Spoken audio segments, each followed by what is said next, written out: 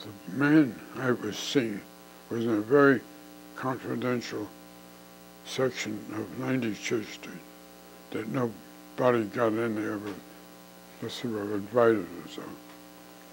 And so he said hello, and he was at his desk, and he had a gun on his desk on the way. And regular Navy, about a four-striper, and he had captain. So he said, well, I'll tell you what we're going to do. He takes the clock out, and he sets it for 15 minutes. And he said, I'd like to know tomorrow. 15 minutes. And he said, I'm not going to interrupt you. I want you to start at the day you were born and where, and end it 15 minutes after sitting his desk where you are, which was quite a test of it. But I survived it. And so he was a ball player for Navy in Annapolis. And I had a fracture. I was above her. He said, oh, so you're a left-handed pitcher, huh? Left-handed pitcher. He said, well, I play baseball and Annapolis, a great game, and so and so. And then he says, well, go back, and I'm writing this note. So he wrote the note, and he handed it to me. He said, you can read it if you want. It was, thanks, take him, earmark him for me. And this was from an officer in the Navy, instead of enlistment.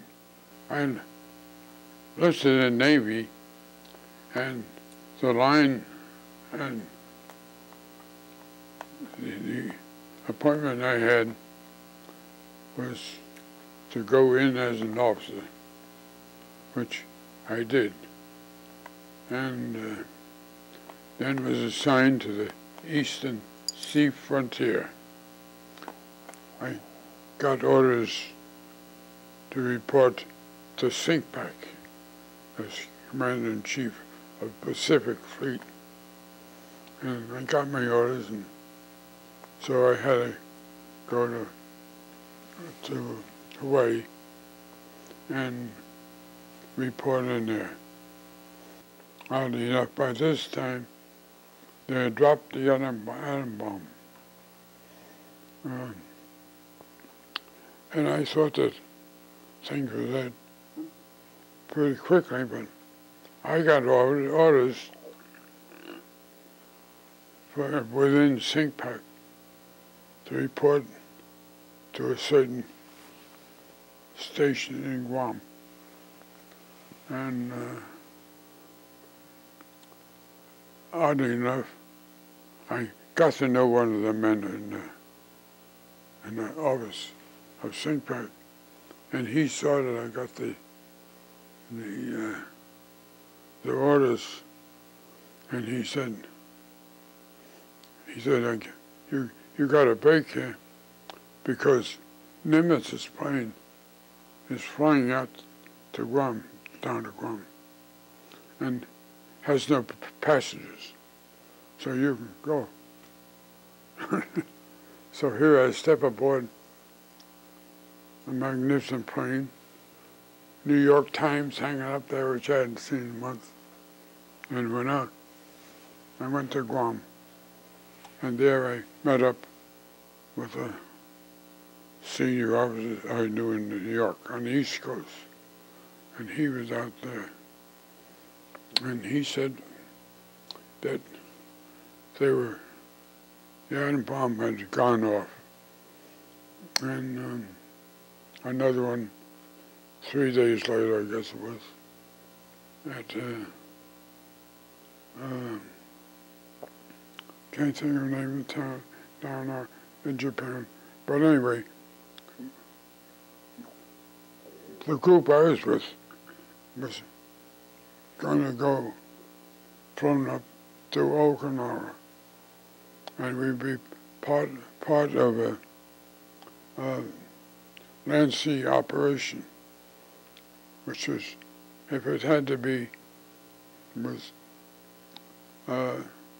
reported to be one of the deadliest wars in the business. And I was going in as a communications officer for the landing operation of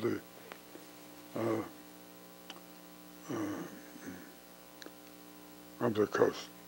And so we spent a lot of time in Okinawa and training, and so then it became evident that it was not going to take place. And we would get our orders to come home in the very near future. And so that was the only thing I wound up with great interest was Okinawa was filled with small people, small animals, small trees, small everything. And it was remarkable to go around and see.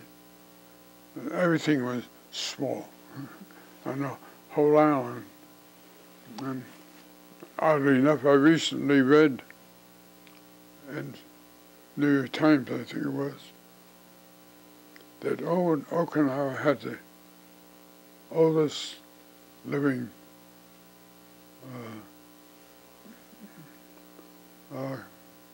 record of the world, I believe.